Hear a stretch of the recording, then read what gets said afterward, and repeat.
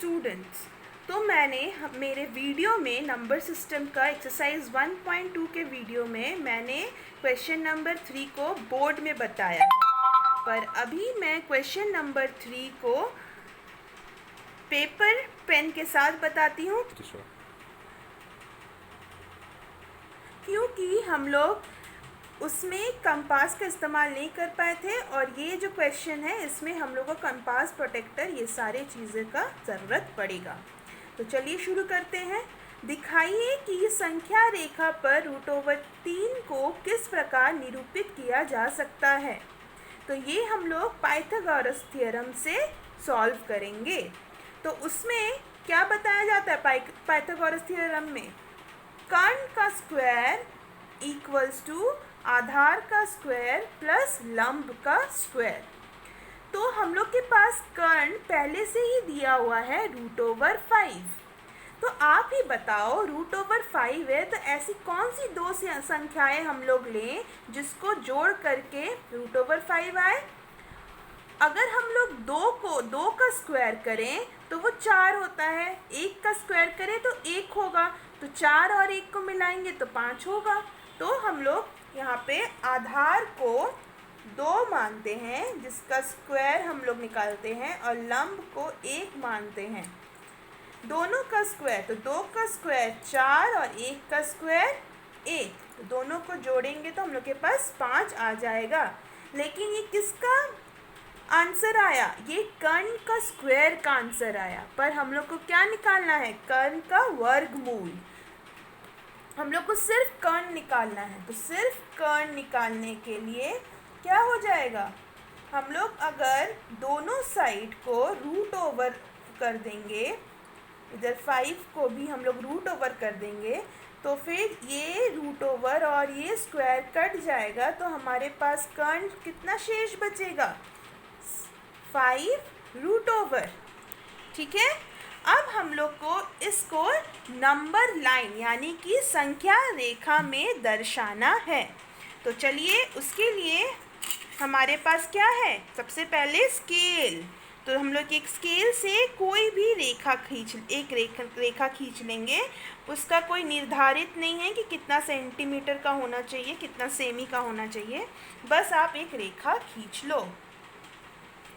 इसमें कहीं भी एक बिंदु डालना है जो हम लोग का 0 अब हम लोग को, आप लोगों को जैसे पता है, संख्या रेखा में दोनों तरफ लिखा जाता है संख्याएं। एक तरफ पॉजिटिव संख्याएं, एक तरफ नेगेटिव, मतलब एक तरफ माइनस घटाव के साथ और एक तरफ जोड़ के साथ। तो हम लोग उसको कैसे लिखेंगे? उसके लिए हम लोग को स्केल चाहिए, क्योंकि हम यहाँ पे 1 सेंटीमीटर दूरी पर ही एक नंबर लिखेंगे। इसीलिए पहला संख्या हम 1 2 3, इससे ज़्यादा हम लोग को नहीं चाहिए।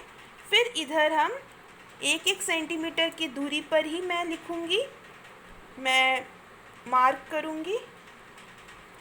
ठीक है। अब ये जो 30 आ गया है, अब हम लोग इसमें लिखेंगे 1 2 3, इधर लिखेंगे -1 -2 -3। ठीक है। अब आधार क्या है हम लोग का? 2। तो हम लोग यहाँ पे आधार 0 से लेके 2 तक हम लोग इसको क्या मान लेंगे? इसको हम लोग आधार मान लेंगे। तो हम लोग आधार को एक नाम दे सकते हैं। यहाँ से आधार शुरू हो रहा है तो इसको हम लोग A नाम दे देते हैं, और 2 तक जा रहा है तो हम लोग इसको B नाम दे देते हैं। ठीक है बच्चों। अब हम लोग को क्या लेना है? अब हम लोग को लेना है लंब। लंब कितना का है हम लोग के पास? 1। लेकिन लंब लेने से पहले हम लोग को यहाँ पे जो 2 है वहाँ से हम लोग को 90 डिग्री एंगल लेना है, 90 डिग्री का कोण लेना है। तो उसके लिए हम लोग यहाँ से एक 90 डिग्री का यहाँ पे बस एक बिंदु ले लेते हैं। हम लोग को अभी लाइन रेखा नहीं खींचनी है।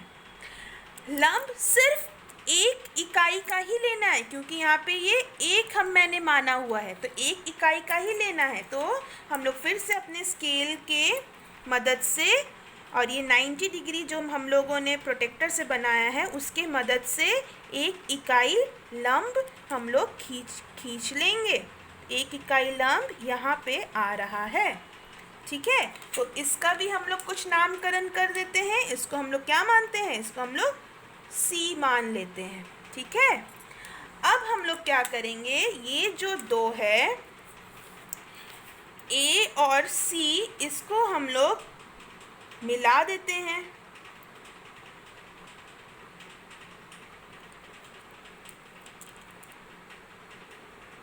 ए और सी को हम लोग क्या किए? मिला दिए। तो ए बी सी एक राइट एंगल ट्राइंगल बन गया, क्योंकि ये 90 डिग्री का है ना। अब ए सी क्या है? आपका कर्ण है, आधार है ए बी, और बी सी लंब है। तो यहाँ पे बताया गया है कर्ण कितना है? √5। तो ए सी हमारा कर्ण है, तो ये √5 हो गया। अब इसको हम लोग एक वृत्त का त्रिज्या मान सकते हैं, है ना। एक वृत्त का त्रिज्या मतलब वृत्त के मध्य बिंदु से लेकर के वृत्त के कोई भी कहीं भी कोने पर जो एक रेखा खींची जाती है उसको त्रिज्या बोलते हैं।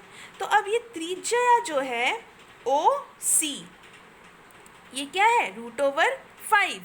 पर आप लोग देखिए, मुझे यहाँ पे क्वेश्चन में दिया गया है कि हमको √5 को इस नंबर लाइन मतलब कि संख्या रेखा में ही डालना है, बट यहाँ पे √, क्या है? संख्या रेखा से बाहर है। अब हमको इसको अंदर ले आना है। कैसे लाएंगे? हम लोग त्रिज्या के हिसाब से हम लोग कंपास लेंगे, और कंपास की मदद से हम लोग ए से सी को नापेंगे। ए से सी को हम लोग क्या करेंगे? नापेंगे।